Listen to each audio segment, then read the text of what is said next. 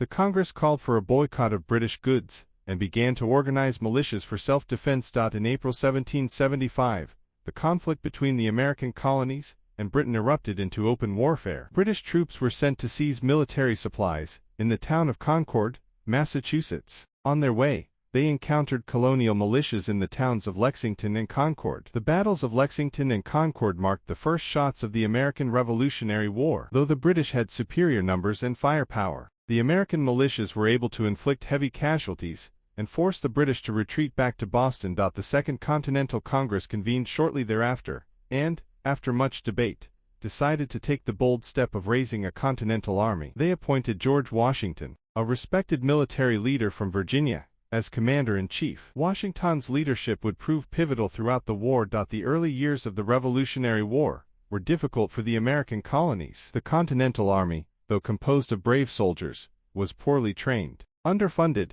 and lacked the professional leadership and resources of the British military. The British Army, on the other hand, was one of the most powerful in the world, with highly trained soldiers, experienced officers, and a massive navy. In the first major battle of the war, the Battle of Bunker Hill, 1775, the Americans put up a fierce resistance, but were eventually forced to retreat due to a lack of ammunition. However, the battle proved that the American forces were capable of standing up to the British, boosting morale and gaining respect from other countries. Meanwhile, Washington's army suffered harsh winters and inadequate supplies. In 1776, the Continental Army experienced a series of defeats, including the loss of New York City to the British. However, Washington's leadership was tested in moments of adversity. In December 1776, he led a bold and successful attack on Trenton, New Jersey, capturing more than 900 Hessian soldiers, German mercenaries fighting for the British.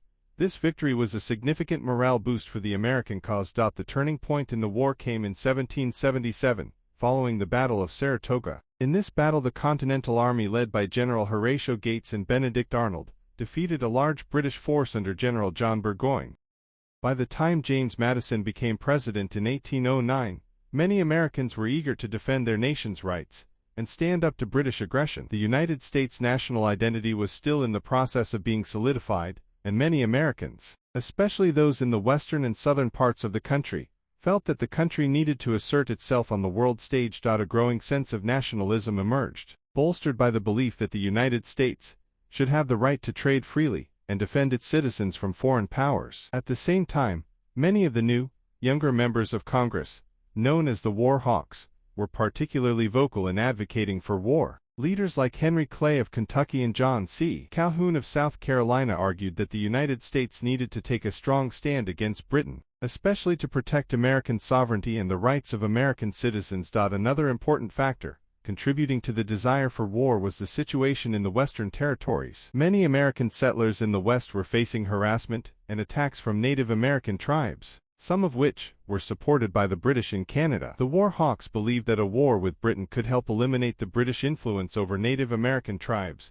and open up new territories for American expansion. On June 18, 1812, after months of growing pressure and diplomatic failure, President James Madison asked Congress to declare war on Britain. The U.S. entered what would become known as the War of 1812. Although the United States was entering a war with Britain, its military was far less prepared than Britain's. The American army was small and underfunded. While the British were still a global superpower, the U.S. hoped that its forces, aided by a surge in nationalist sentiment, could secure important victories that would prove their resolve. The War of 1812 saw several key battles, many of which were fought along the borders with Canada and in the Great Lakes. Initially, the United States hoped to invade British-held Canada and force the British to the negotiating table, but these early campaigns were largely unsuccessful. The Battle of Detroit, 1812, one of the first major confrontations, took place at Detroit, where American forces, led by General William Hull, were forced to surrender to the British without a fight. The Battle of Lake Erie, 1813. In a significant naval victory, U.S. Navy Commodore Oliver Hazard Perry defeated the British on Lake Erie, securing American control over the Great Lakes. The Battle of the Thames, 1813.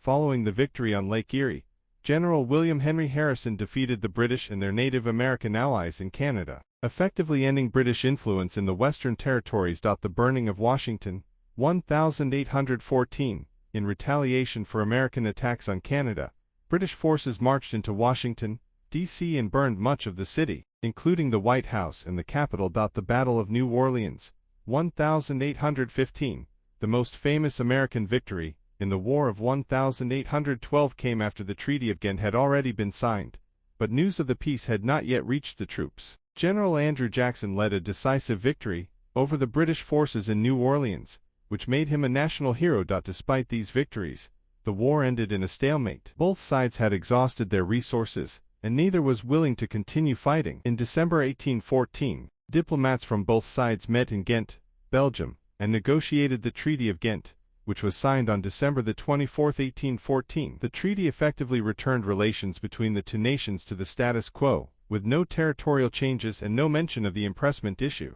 The war did not resolve the fundamental grievances that led to the conflict, but both sides were eager to end the fighting. Although the War of 1812 ended without a clear victory for either side, it had several important outcomes for the United States. Nationalism and identity.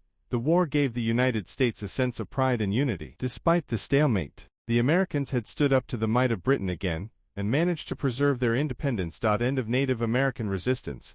With British support in Canada weakened, many Native American tribes were unable to resist American expansion into the West. This opened up vast territories for settlement and the eventual growth of the United States. Increased industrialization.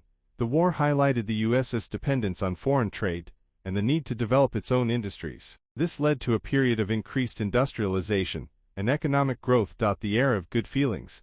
The War of 1812 and its aftermath ushered in the era of good feelings, 1815–1825, a period of relative political harmony and economic growth, characterized by the dominance of the Democratic-Republican Party and a focus on internal development and national unity. The Congress called for a boycott of British goods and began to organize militias for self-defense. In April 1775, the conflict between the American colonies and Britain erupted into open warfare. British troops were sent to seize military supplies in the town of Concord, Massachusetts. On their way, they encountered colonial militias in the towns of Lexington and Concord. The battles of Lexington and Concord marked the first shots of the American Revolutionary War. Though the British had superior numbers and firepower, the American militias were able to inflict heavy casualties and force the British to retreat back to Boston. The Second Continental Congress convened shortly thereafter, and, after much debate, decided to take the bold step of raising a Continental Army. They appointed George Washington, a respected military leader from Virginia,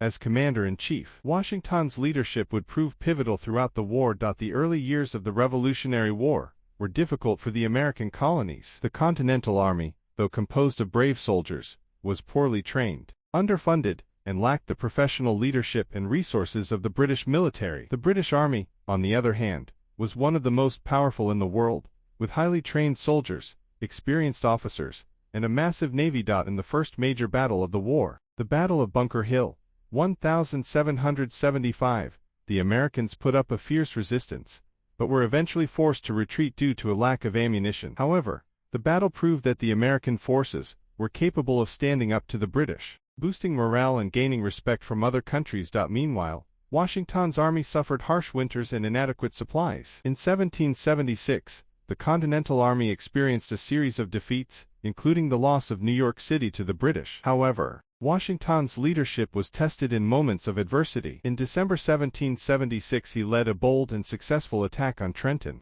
New Jersey, capturing more than 900 Hessian soldiers